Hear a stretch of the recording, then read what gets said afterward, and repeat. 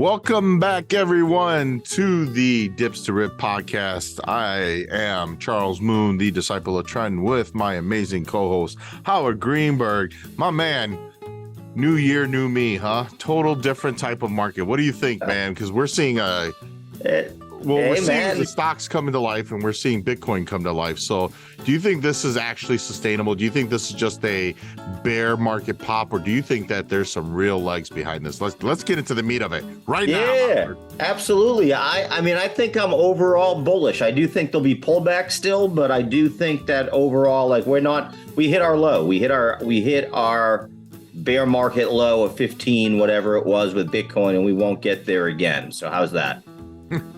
That's funny, because we were saying that specifically in relation to the stock market as well. And number one, what's really important for me is the sustainability of this run. When we say a move has legs, certainly we know that that's just a short-term pop, but everybody's afraid that, the floor is going to kind of just fall out and then everything's going to roll. But yet here we are. We survived the first month, and the markets are absolutely legging up. So earnings season was really big, right? And because of earnings season, everybody was saying that's going to be the catalyst to move lower. FOMC meeting today, everybody was hawkish on Twitter, right? Jay Powell's going to crush this market. Well, respectfully, the NASDAQ made a 300-point swing to the upside. The Dow Jones made nearly a 500-point swing to the upside. S&P nearly 100 points. And now we have Meta after hours. Well, everybody was assuming that Meta was going to go down because of Snapchat. Here we are. Currently, Meta is up $27 after hours.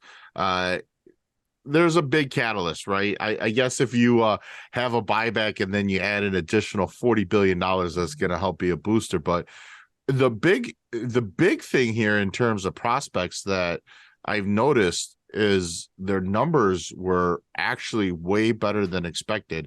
There was a decrease in how much they make per ad, but that was offset by, it was a 22% decrease, but that was offset by a 23% increase in ad sales. So are we really, in a state of recovery for the economy? I don't know. Remember the hoopla with eggs?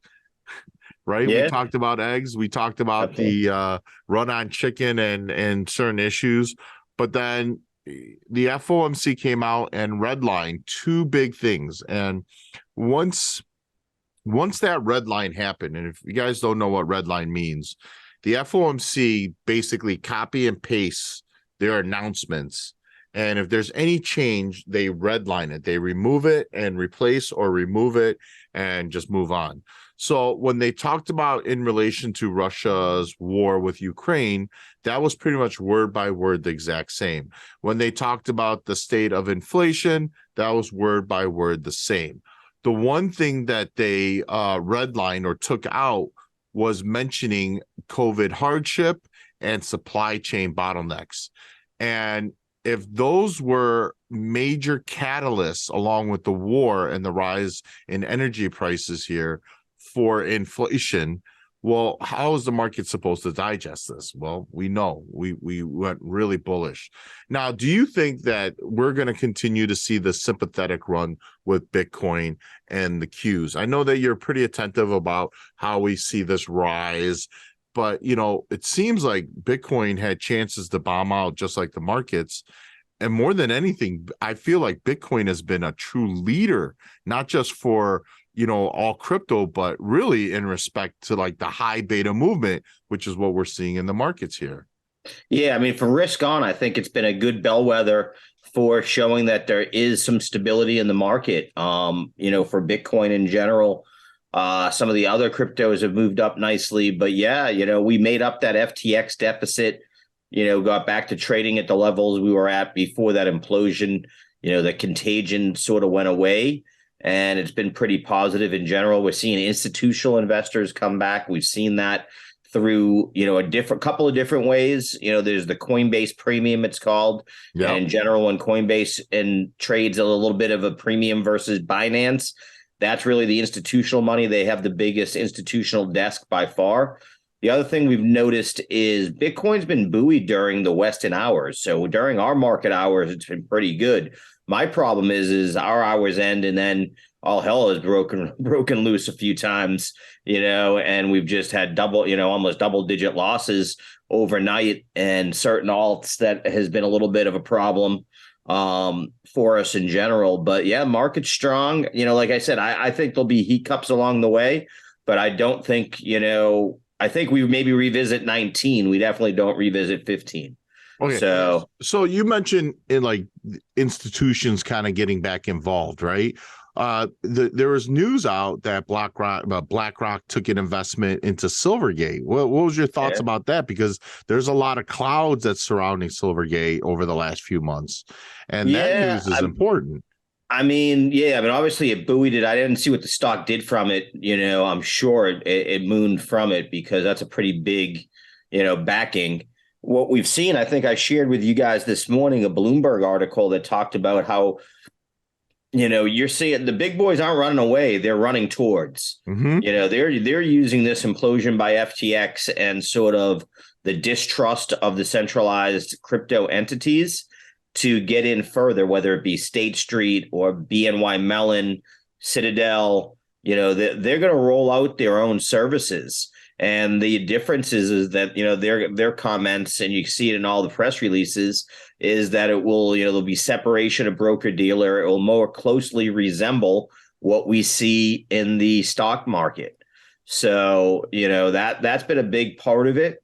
And then I think the value proposition just got too good for some, and I think that the people that are Bitcoin bulls are returning. They're like, hell be damned.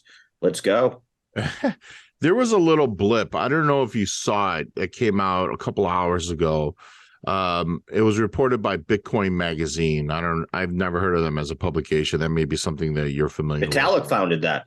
Oh, okay. Back in the day and sold it. So it said just in $1.8 billion, 1.8 billion Burling Bank to become the first FDIC insured chartered retail bank. A little deceiving because it's got to get through regulatory approval. So it still has to go through regulations. Yeah. Okay. So they purchased. So basically one of the smaller banks, regional banks that currently has crypto services already as part of it, was bought by one of the bigger entities that is an FDIC approved bank. So, number one, they're going to have to get through those hurdles. And I think they'll be a little bit more difficult right now until we get more clarity on regulation. But it's a big step forward. Again, like I said, they want their piece. Crypto didn't go away with all of this demise. This was our Bernie Madoff moment. Right. You and I were just discussing this. I had someone that was, saying, I'm going to go to jail and crypto is this and all that stuff. And I had a laugh. You were like, did you mention the celebrities? I'm like, I don't even mention the celebrities. The fact that, my nonprofit, what we do is advise senators and Congress people on the crypto policy speaks to itself. But it's what you're seeing is that fear that the regulation was going to overstep, right? That we were going to see the Elizabeth Warrens or the whomever sort of get control of the narrative. We've seen that sort of dissipated. You know what I mean? The same thing that you saw with the Robinhood and with the GME and all that stuff, right? They spoke everything. Everybody talked a good game when it happened. Gensler's coming down and this is going to happen. Nothing happened, right? Robinhood's still doing business, as far as I know, exactly in the same manner that they were doing it then. It still flowed. They didn't do anything to really get rid of the stock to flow model, right? And one of the things that I've noticed too was there was a lot of FUD chatter last year, but it seems like some of the more influential names on social media, most notably Twitter especially, have gotten very bullish. And they're not calling for, the moon just yet, but they're basically suggesting if you're bearish on Bitcoin right now, you're basically just dumb as hell. That's what Yeah, I they've mean, kind you're of definitely highlighting. seeing the narrative change. I mean, and just one thing. I mean, your girl Kathy Woods, they came out. ARC just did their presentation, their big ideas, and she's still calling for $1 million or 500,000, right? $500,000 Yeah, Bitcoin by 2030. No, I just was just listening to Scott Melker again. You know, the Wolf of all Streets was on one of the, you know, CNBC or whatever. And same thing. He, again, people, he's like, we're going to hit 40 this year. I love it. You're hearing bullish calls. You're seeing those calls come out. So, definitely, fear and greed's moved way up out of, extreme fear for so long Yeah, into it. And the only reason that I do have more of a short term bearish view is I do think at 25 there's going to be a big sell. sure. And I think just profit taking. Of A lot of course. people bought in at 15 to 17 just in the last couple of months. All of a sudden you're at 25. We saw it the last time when we went for 17 to 23. It was like boom, boom, and then you take some profits. So I think there'll be some reshuffle and people will take some profits. I was also worried today, but that proved not to be the case. I thought if it was just a mediocre response and there was really no fireworks from FOMC, that the volatility traders might get bored because Bitcoin's been a little boring, for the last 2 weeks. It's been more excitement, quite honestly, other places, right? You get those people that they really are volatility traders. That's what they're Yeah, looking yeah, for. yeah. People aren't happy that a stock or an asset, like BTC, just grinds higher. That's not a good Yeah. thing. Like no They one's want happy with my exposure. Ethereum call. I'm like, listen, it just keeps grinding up. It's going to continue to grind up through Shanghai. And the problem is it's not giving any pullback. So people are like, there's no volatility. It just goes up a couple of points Yeah. a day. And Like nobody that wants to adds chase after it, of up. course. But you know what? You mentioned a good point, right? We get to these inflection numbers, these psychological levels, and we see profit taking. And then it starts that the sky is falling theory. Here we go. But what's really important is that's the normalized ebb and flow, right? How do we define uptrends? Higher highs, higher lows. So it's not like any asset just only goes up, it'll pull back. But that's the question. If it pulls off of that 25, will it start ripping it back up? And if it does, and they power through 25, would that be that moment where we could see as an inflection point, right? Where we see that the bears get liquidated, which we always know is a possibility, right? Bulls and bears liquidation leads to the hard spike pops. We see those 5-minute candles just come out of nowhere and just go nuts. And then you have all four coaches turning to Howard, be like, what happened in Bitcoin? And Howard has to sit there and really just kind of like baby explain it to all of us. But, that's the concept here, right? That's what's going to be really important. When we get to these key threshold levels, when we pull back, are we going to pick ourselves up? We've actually had that in the Qs just recently.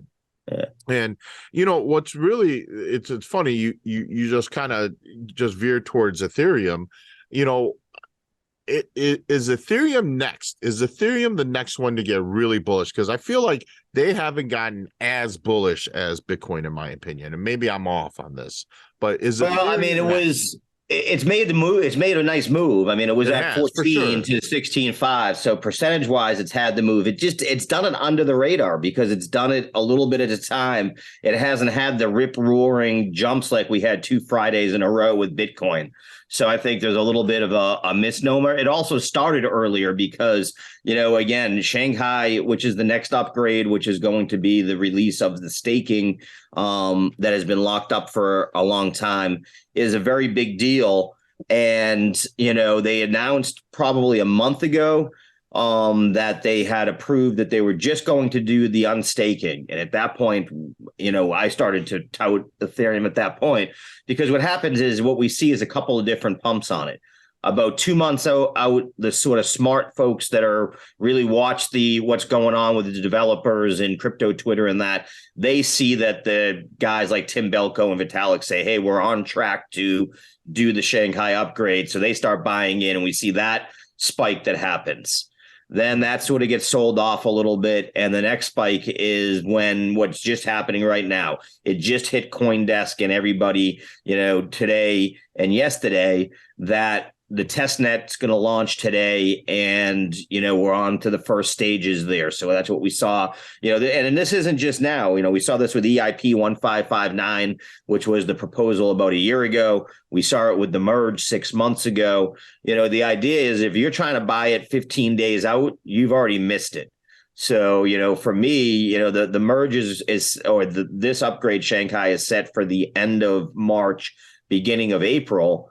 I'll be looking February 15th to get out of this trade. Okay. All the news.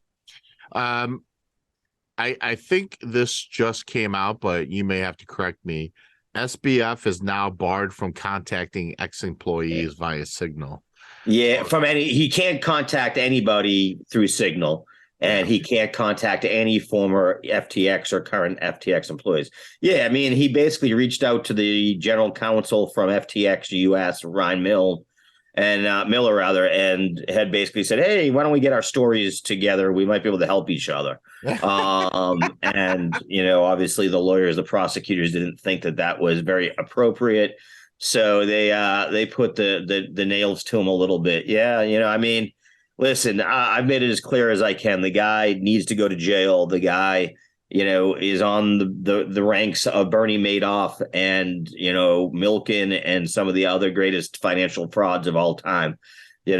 Crypto, this wasn't a crypto problem. This was an ethic problem by a smart individual who knew how to, it was just a scam. I mean, it was just a Ponzi scheme. He was using customer money.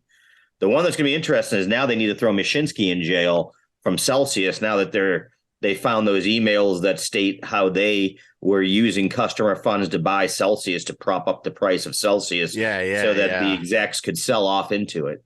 That's as scummy as it gets. But the same way we just had JP Morgan and Morgan Stanley both just had huge fines in their desks. I saw, I forget who it was. Was it JP Morgan that's passing it along to the brokers that were responsible? For that was the ones that were using text to and like Slack to communicate where you're not supposed to. They're supposed to be using Morgan Stanley. Morgan Stanley is levying $1 million fines to any trader that uses any messaging service outside of that. It's certainly they're taking that regulatory approach because they know A, how bad it is, and B, how bad it could be if there's fall off from it. So yeah, totally. Jeffrey Gundlach just came out. Says, think we have one more rate hike left. That seems appropriate. The market is pricing in a last I saw is around 82% chance that we're going to get another hike here in March.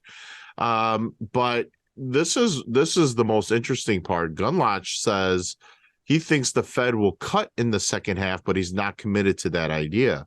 Now, it's interesting he brings that up because I've long stated that if the Fed actually suggestively says that they're going to consider cutting rates in 2023, this market is going to go bonkers.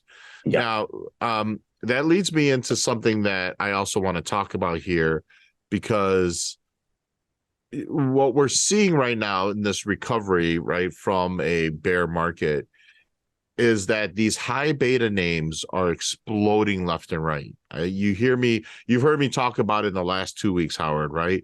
We're seeing these massive short float names just making parabolic type movements. I mean, we saw Lucid in one day go from 10 to 17. Look at Carvana exploding up here today.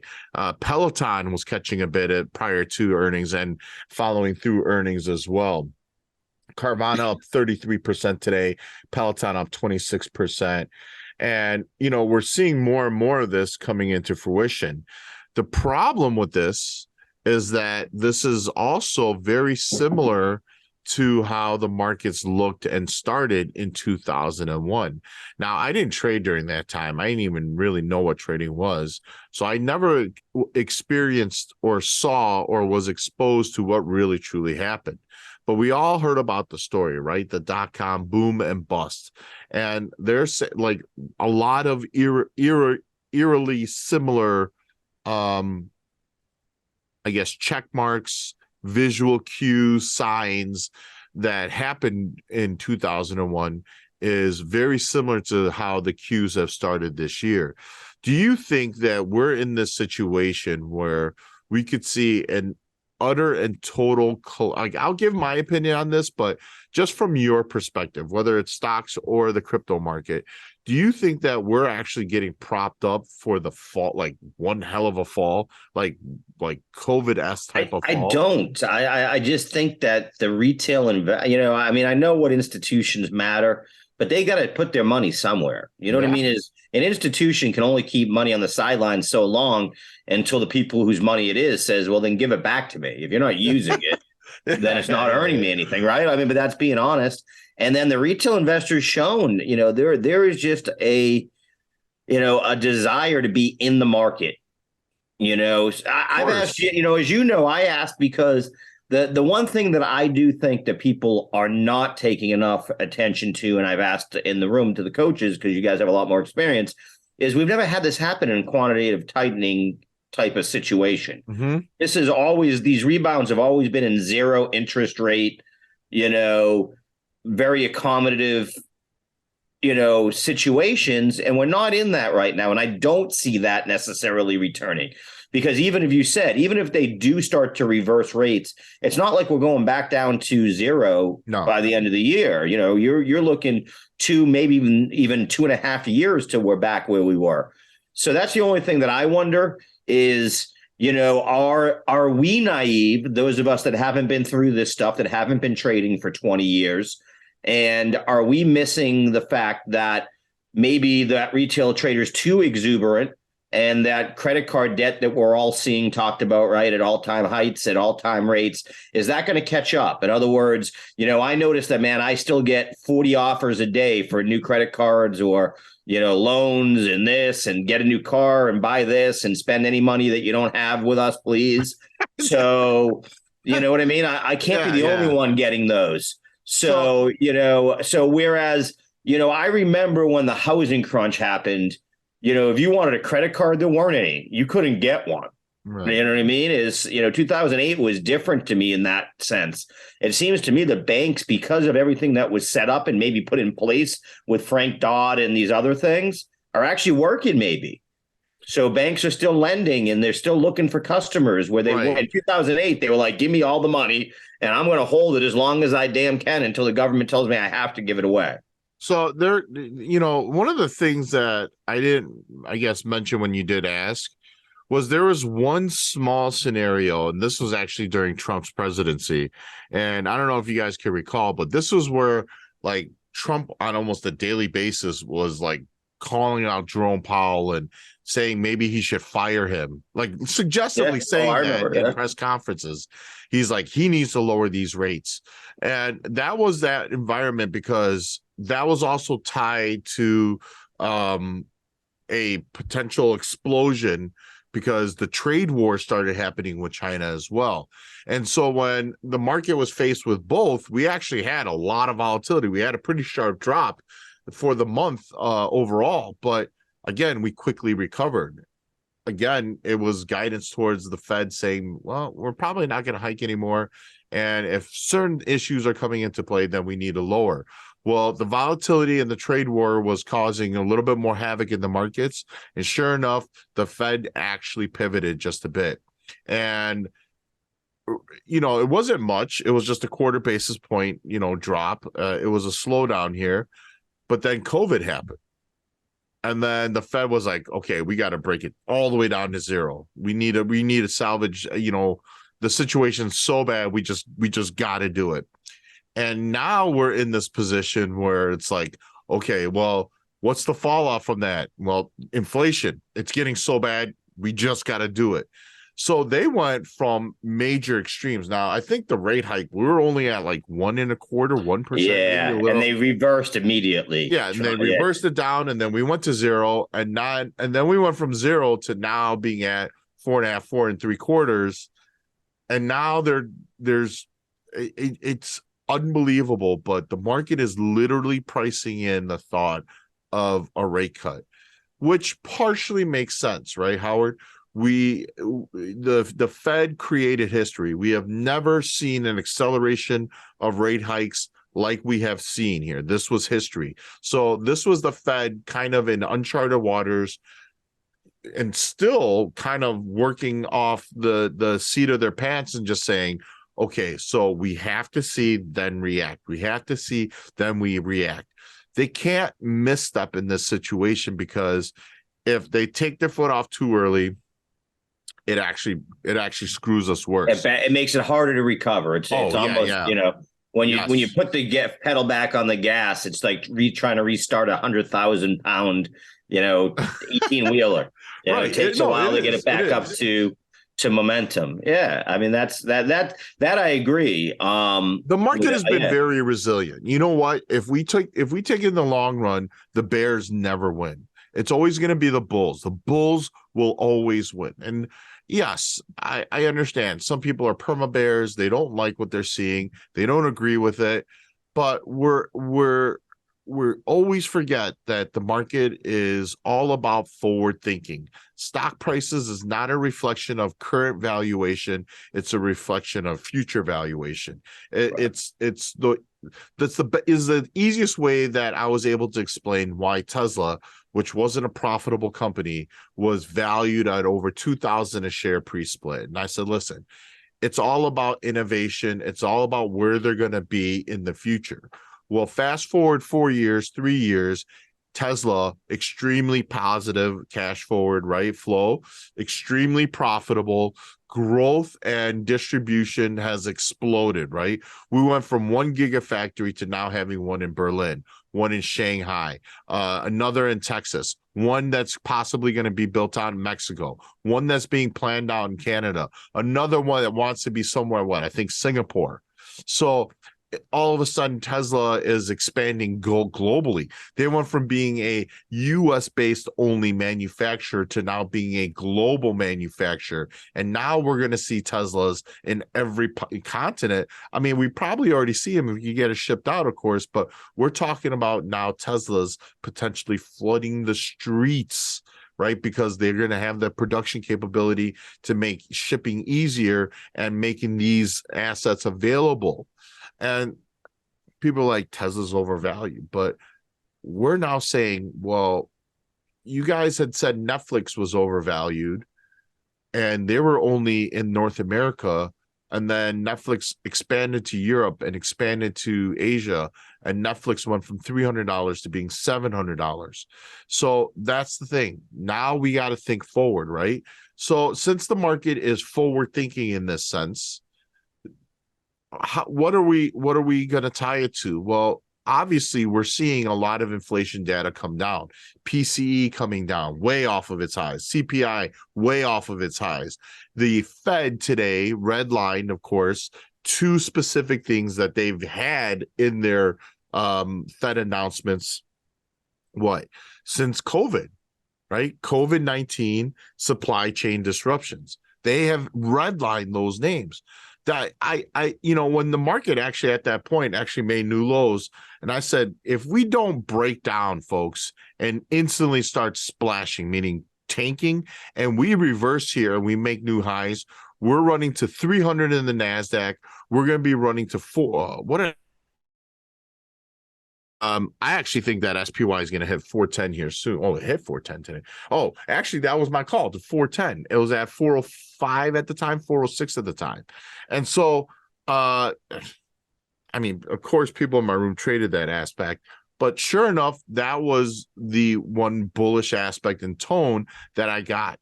It's funny, Howard, but you had mentioned about stopping and then starting. Someone presented that to Jay Powell, and he said that's just not feasible. That doesn't make sense. We would rather overshoot than come down than anything else. So,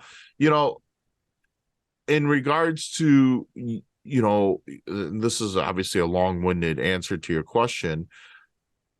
It certainly seems like even in QT, quantitative tightening, we gave up so much, especially in like growth names, especially in names like PayPal. I mean, PayPal at one point was like a top 20 company, right? Because of their valuation. They're nowhere near that level. They're so far off of their highs. It's crazy.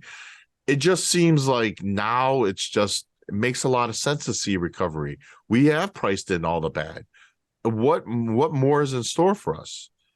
Well, I'll tell you one thing. If China and US get into some sort of like huffy puffy war, US and Russia they get involved in that conflict. Those are things that could absolutely shoot this market down. But economic data, those might be just blip downs, just be bought. I don't know if you've seen it in crypto, but one thing I've noticed, Howard, is that the market on the bull side has been very resilient. We've broken down, made new lows, instantly see short covers and buyers jumping in. Whereas 6 weeks ago, maybe early, mid-December, we would see those lows and then we would break for 1% to the downside like it was nothing. Like everybody would just pile in on puts. Now people pile in on puts and they're getting fried and everybody's wondering why. And all we continue to do is literally recover off of lows, at least in 2023 in the SPY and the Qs. So I don't know. New year, new me, early in the year, big money positions themselves. Well, we finished January up over 10% in the NASDAQ. It's one of the greatest months that we've ever had in history. It's the strongest opening since 2001. And this has been the biggest month gain that the NASDAQ has had since that bear market pop, I believe, in July of 2022 last year. So I don't know. I don't know if you've seen that in crypto, but I've definitely seen that in stocks. Yeah, absolutely. Same thing. The bulls definitely have control right now. We see the bear step in. We've had a little bit of sell off, like I said, overnight. We've seen weakness out of Asia and more out of Europe, quite honestly. But now that Europe, last week sort of got some good news with their economic data for the first time. We've had it for a couple of months here, but they first got their first sort of glimpse of it last week, and that really helped. Because for us, what it's really been is a return of volume and also a return of, sort of the CME as one of the dominant players in the derivative market. Again, that is a U.S. institutional investor that's using Bitcoin futures and Ethereum futures. And that all of a sudden has gone back to 21% of the derivative market. So that's a big win, too. It's funny, but your background, which I'm not on my PC, I'm in the office, but your background, dips to rips. That's 2023 so far, man. Yeah, that's right, baby. We named that one right. We were ahead of our time, Charlie. We're ahead of our time. That's absolutely true. So, okay, what are the prospects that the alts start waking up? Like, in all seriousness, so the alts have been ranging, but moving up in a nice way. I mean, Litecoin is about to break 100. Atom's back. Solana's moving back. To be honest with you, while the Bitcoin has sort of, stayed in a sort of tighter trading ranges, the alts have actually taken advantage of this to step up. We're seeing it again. Ripple above 41 cents. Cardano about to break 40 cents. That was down around 20. We've seen Phantom with a nice recovery. We're seeing that actually that's happening. We're setting higher highs with a lot of those. Okay. So quick question and a serious one. Should we be buying Doge or Doge? A serious one. I'm not buying it. I'm probably not buying it at 9.5 cents, which is where it's at now. I'll wait. It will pull back, What about long term? Because now we're talking about actual utility, right? Like we're seeing Elon Musk pivot Twitter to accept more payments, right? Was it state by state that he's trying to get this involved with? Like, I'm not 100% sure. I guess the question is going to be, again, are people really using Doge, or are they using cash that's being turned into Doge that's then just being spent and redeemed immediately? Because that's sort of how the Bitcoin Lightning Network works. Right. And it doesn't really affect it because it's just an instantaneous buy and sell. So it adds transaction. It helps in the transaction fee of things and all that type of stuff. But does it really move a price? That's the question. when it comes to Doge. I mean, it definitely helps without a doubt. I mean, I think long term, yeah. I mean, I said this a while ago when Vitalik went on their advisory board or whatever, they became a legitimate blockchain sort of at that Yeah. point. Yeah. So it went from a meme. They've moved from a meme to a legitimate project. Let's put it that way. I mean, Cuban is obviously a big proponent of Yeah, I mean, Doge. there's a bunch of them, that like it. It has. Remember, it's a fork of Bitcoin, so it has the components, of that built into it. So that gives it a lot of benefits. Um, I mean, am I running to buy Doge? Let's put it that way. No, I mean, I'm Yeah, not. I wouldn't expect you to ever do that. I mean, you've definitely been nailing your trades. I mean, look at the two that you showed me earlier today on this run up. I absolutely love it. And that's kind of why I wanted to ask, because certainly, obviously, as Bitcoin goes, everything else follows. But, I'm just curious if there's any outliers, especially within the alts, that we need to kind of be attentive of, because I So haven't really positioned myself too crazy. I keep nibbling, Howard, but I feel like I should have already thrown in a big portion of my money.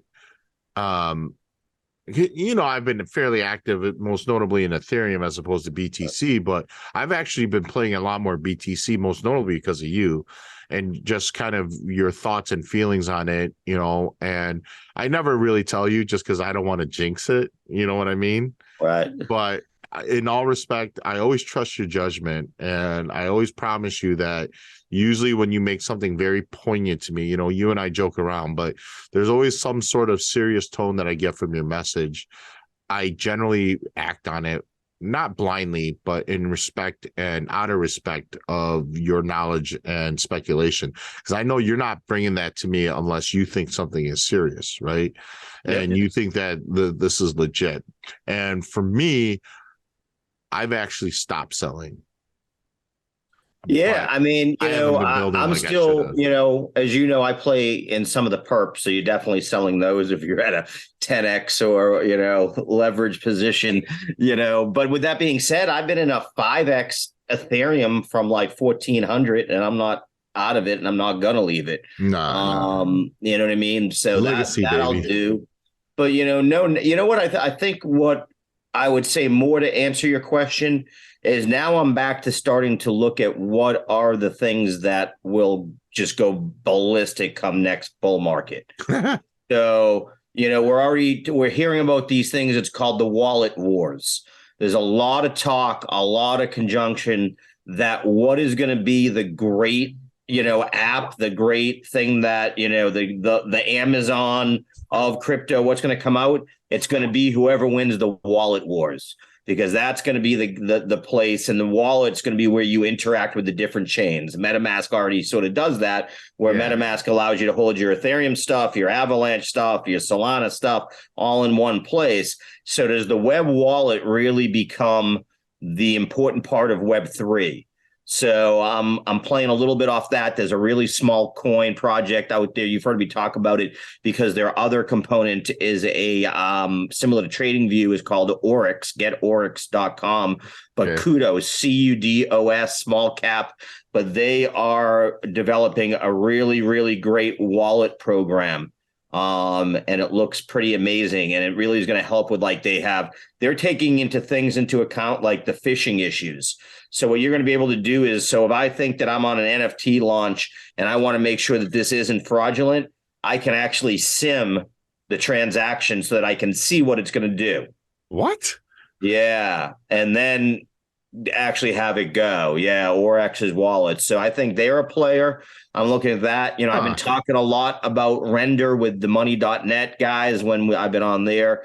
Render was part of Apple's Apple Day couple of years ago.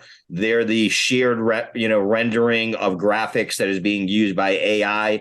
They're one of the biggest players in the graphic rendering game when it comes to CPI. And they're completely blockchain based, completely about if you have an old CPU, hook it up to the internet and let people use that CPU for their their GPUs rather, for that rendering power.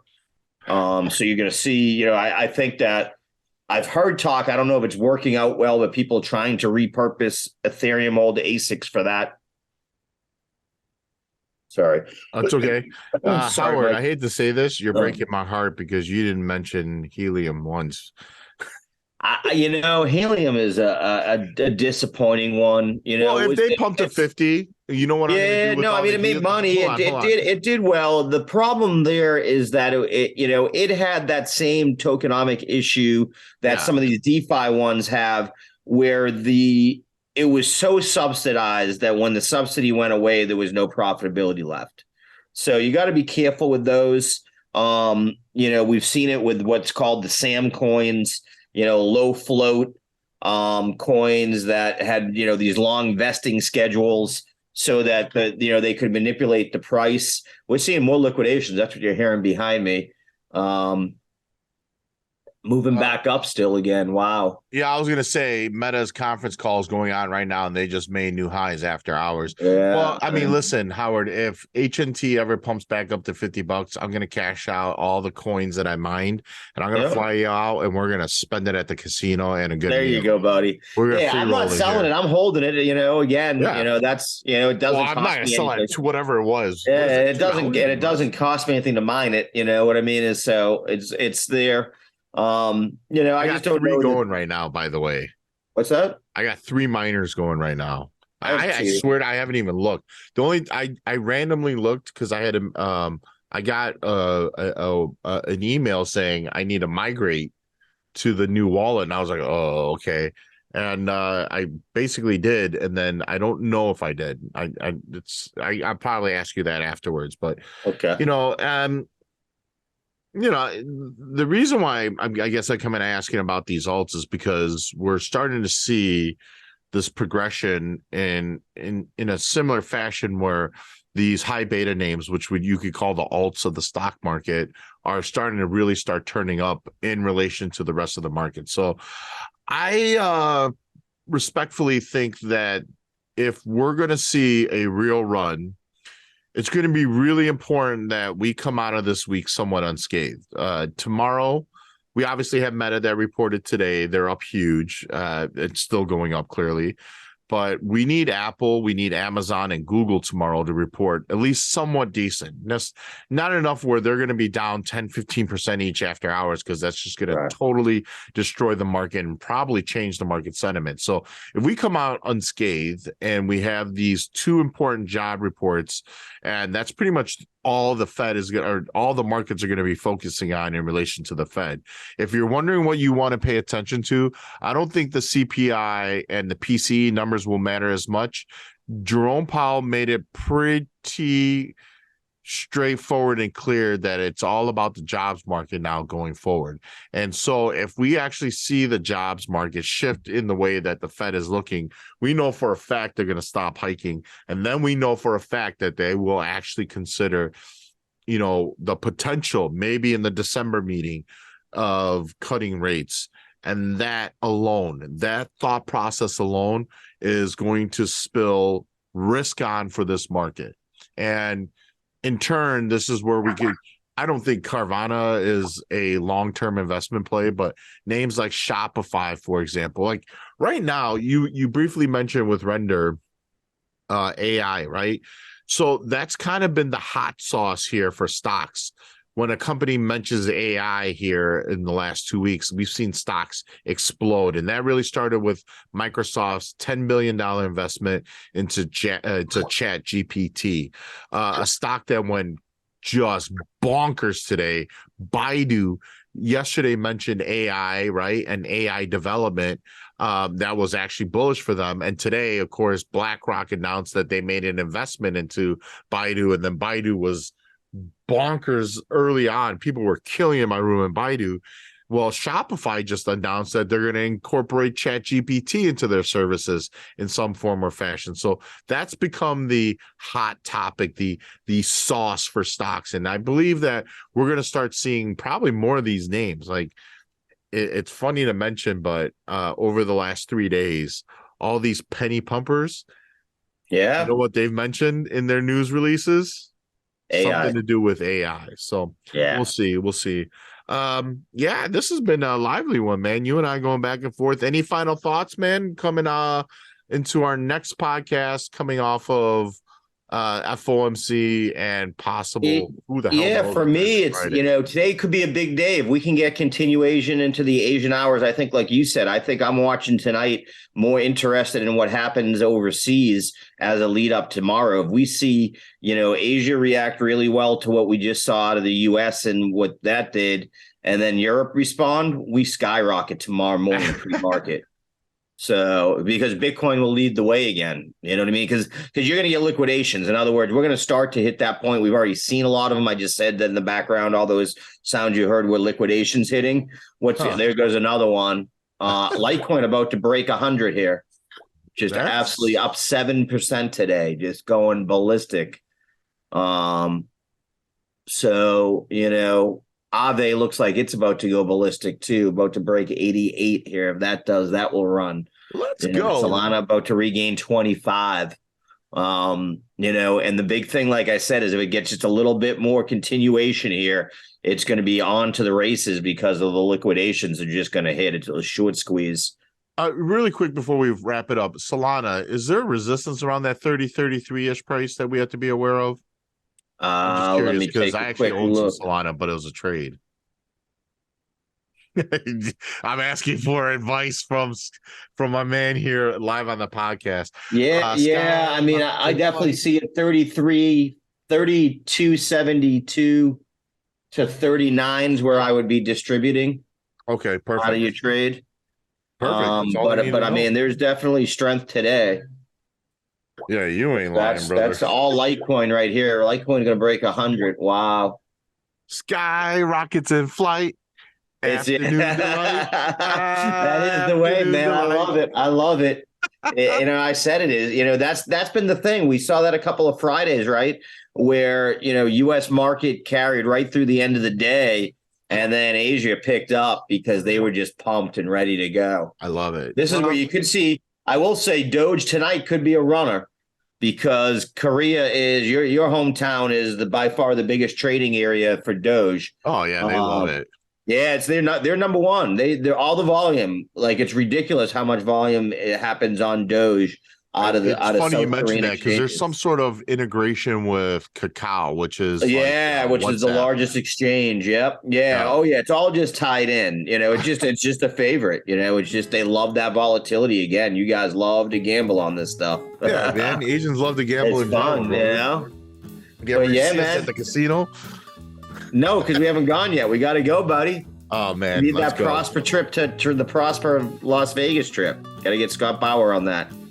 Man, okay, so let's end it there before I get into that story. I don't want to get you fired, Charlie. Yeah. All right, so ladies and gentlemen, if you liked what you heard, do us a favor, like, comment, subscribe, drop in the comments below what you want to talk about. If you have any questions, we'll gladly address it. Hopefully you enjoyed this information. We'll see if this bull run continues. Tomorrow's going to be extremely important. Friday as well.